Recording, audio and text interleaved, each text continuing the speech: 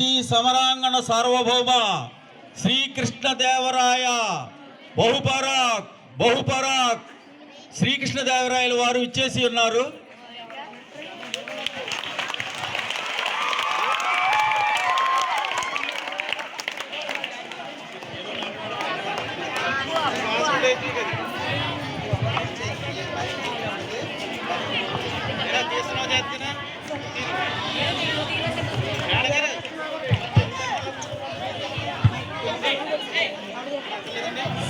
సభలో ఉన్న కవి దిగ్గజాలందరికీ నా ప్రణామాలు.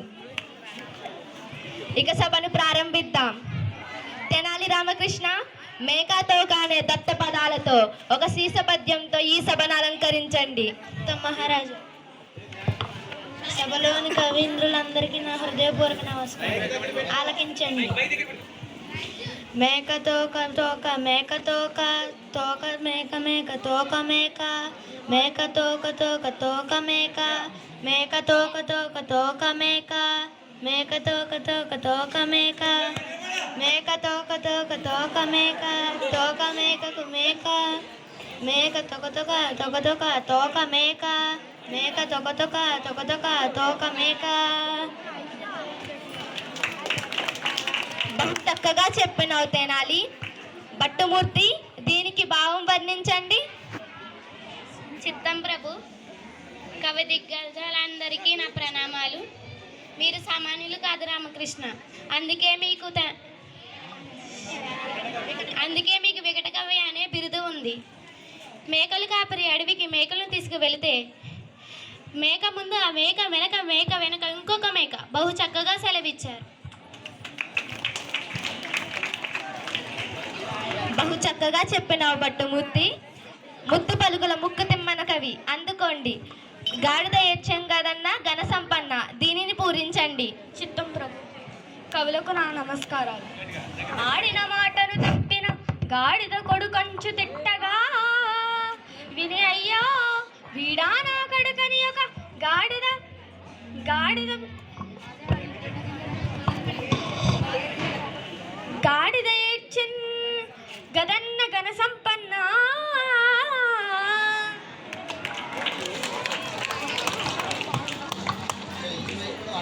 బహు చక్కగా చెప్పావు తెమ్మన. దూర్జటి, దీనికి భావం వర్ణించండి. చిత్తం ప్రభు, కవులందరికీ నా నమస్కారాలు. కవులందరికీ నా నమస్కారాలు. మాట విన్న మనుషులు తప్పు చెప్పుతారో లేదో కానీ జంతువులు మట్టికి తప్పు చెప్పమని మీకు తెలుసు కదయ్యా. చదువు రానివాడు మాట విననివాడు మాట విననివాడు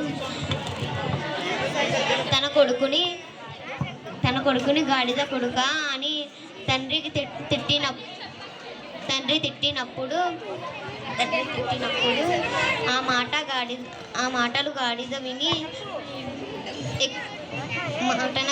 ఎక్కి ఎక్కి ఏడుస్తుంది. వీడేనా నా కొడుకు అని అన్న సొంతంలోనిది ఈ పద్యం.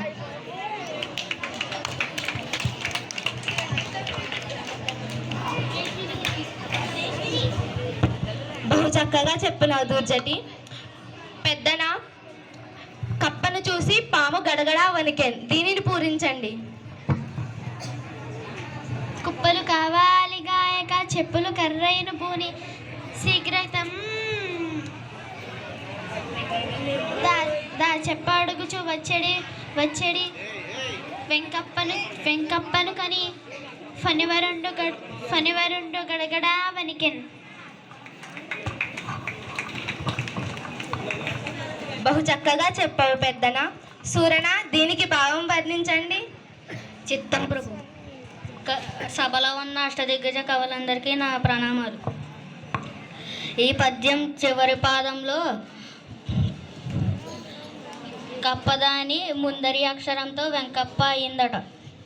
ఆ వెంకప్ప కుప్పలు కాయడానికి చెప్పులు వేసుకొని కర్రతో బయలుదేరాడట. కర్రతో వెంకప్పను చూసి ఒక పాము గడగడా వణికినట. బహు చక్కగా చెప్పినావు సూరణ.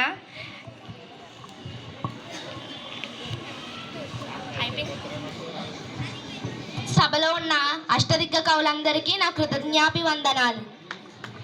స్వస్తి.